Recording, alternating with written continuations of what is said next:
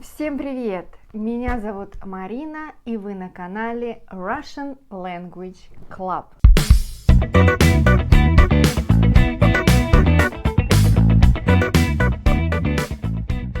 В первые выходные сентября отмечают день рождения столицы России, города Москвы. Интересно, а вы знаете, сколько лет Москве? Давайте посчитаем вместе. 1147 год – это год основания Москвы. Именно в этом году первый раз появилось название города Москва. Так, сколько лет Москве? А что еще мы с вами знаем о Москве? Сейчас я вам расскажу 10 фактов, но 2 из них будут неверными. Какие? Жду ваши ответы в комментариях. Факт номер 1. Москвич и москвичка – это жители города Москвы. Но также называется автомобиль москвич. И интересно, что в 80-е годы 20 века всем молодым семьям, молодоженам администрация города Москвы дарила автомобиль «Москвич». Это был очень популярный автомобиль. Факт 2.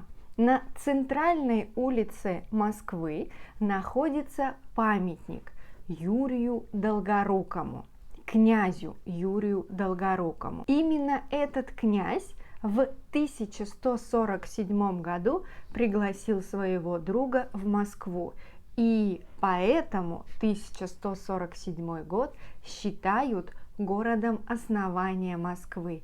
Именно так появилось название город Москва в летописи. Факт номер 3. Москва – это очень туристический город. Если вы хотите приехать в Москву, то у вас есть несколько вариантов транспорта. Первый – это на машине. Удобно, быстро. Второй вариант – это на поезде. Вы знаете, что в Москве, в городе, есть 9 вокзалов, железнодорожных вокзалов. И также можно прилететь на самолете. Рядом с Москвой есть 4 аэропорта. Но москвичи любят совсем другой транспорт. Какой? Факт номер 4. Самый любимый транспорт москвичами – это метро. Оно быстрое, удобное и красивое. Жители столицы любят говорить, что в Москве самое красивое метро в мире. Каждый год открываются новые станции, и в 2020 году в Москве уже 15 линий и 230 станций. И что интересно, жители Москвы называют линии метро не по номеру, как это написано на карте, а по цветам. Например, красная линия – это самая старая линия метро. Коричневая линия – это кольцевая линия метро. Факт номер 5. В 1990 году в Москве должны были проходить летние Олимпийские игры. Но вы знаете, что в этом году произошел распад СССР. И поэтому летние Олимпийские игры проходили в 1992 году. Может быть, вы уже знаете талисман тех летних Олимпийских игр. Это вот знаменитый олимпийский мишка. Факт номер 6. У столицы России есть много неофициальных названий.